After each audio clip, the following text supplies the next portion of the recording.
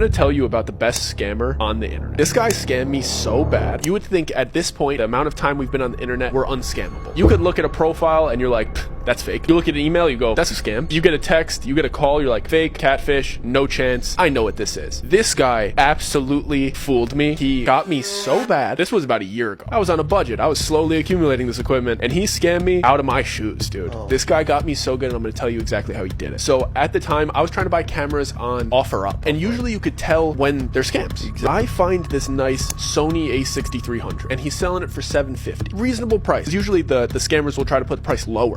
Try to get a quick 200 out of you. So right there you go, oh no, this is priced at the right price. He's an older gentleman. Immediately I'm like, why does this older gentleman have such a nice camera? So I'm like, hey, I would like to buy your Sony a6300. And he's like, absolutely. And I'm like, yeah, $750 sounds good to me. He's like, I got this this camera. My nephew was asking for a DSLR camera because he wants to be a YouTuber and he hasn't used it at all. So I'm just trying to get rid of it, just get a little bit of my money back. And he gives me his Facebook marketplace thing. And he's like, hey, let's do the transaction on Facebook so you know it's legit. Cool. I'm like, okay, that's good. I get a profile. I go to this guy's profile. This is a nice older white gentleman from South Carolina. He's gonna ship it. He's telling me, he's like, I'm new to online selling, so bear with me. Flawless English. He has his wife in it. He has his nephews in it. He has an entire family. His profile picture, his slide thing, filled with family photos. I'm checking the dates on this thing. His friends, not too many friends. Older guy, why would he have so many friends on Facebook, right? The wife that I see in the pictures, profile. I'm like, okay, cool. Wife, profile, legit profile, pictures of her, multiple pictures with the same kids, same family. Nephew, oh, this is the nephew.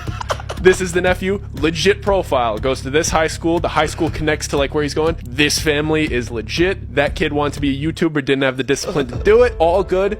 This is legit. His family tree on Facebook was a family.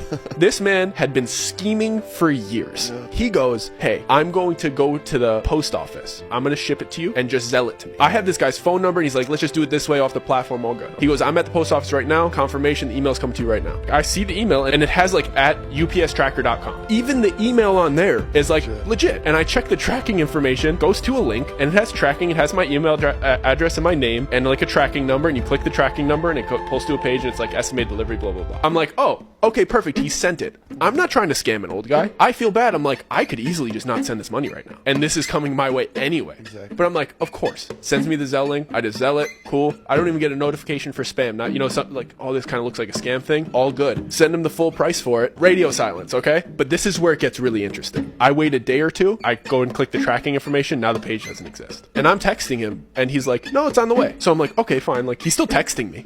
We're still having correspondence. His profiles are all still there. Wait a few more days. And I'm like, hold on. This is not on its way. I'm starting to get skeptical. So I start asking him, hey man, did you not send it? And I swear, and I have these texts. He starts apologizing. And he's like, hey dude, I'm really sorry. I'm in a tough spot. I hate doing this to people. There's no camera. Then I get like really pissed. I didn't have money then. This was the money to get the camera that's recording this right now. I start telling him I'm pissed. I'm sitting at my job and I'm like, I'm gonna come after you with the full extent of the law. I'm blowing up this guy's phone about how I'm gonna track him down and I'm gonna get him. And I start giving him my sob story. Like, I worked so hard to save up that money to do this. He calls me and he does not speak good English. I'm like, how are you texting in such good English? Like, he was texting normal and he's a Nigerian guy. And he goes, hey man, profusely apologizing. He's like, I have no other option. I'm trying to go to school in Canada. When I could pay you back, I promise I will. I talked to this guy for 30 minutes about his situation. You really are trying to like get school. And he's like, dude, we have no opportunities here. I'm so sorry. This is my only option to get out of this country. I just want to work for a living. I have no option but to do this to save up money to get to Canada. And this is where it gets good. This is where it gets good. I still text him to this day. I check in on him once a month. And in my phone, I have a contact that is Nigerian who scammed me. And I told him, and I'm going to say this publicly, and I mean this, if you ever make it to Canada and you finish school, and if you ever make it to America, we're working together. And I want that to happen. I'm like, you take that money and you get yourself to Canada and you get your education, because one day I want to meet you. And I want to be like, you took that money and you spent it in the right way. And we still text and check up on each other. And he texts me every once in a while, is everything okay? And we have a good relationship. And it was just a friend that I lended $750 to. And that's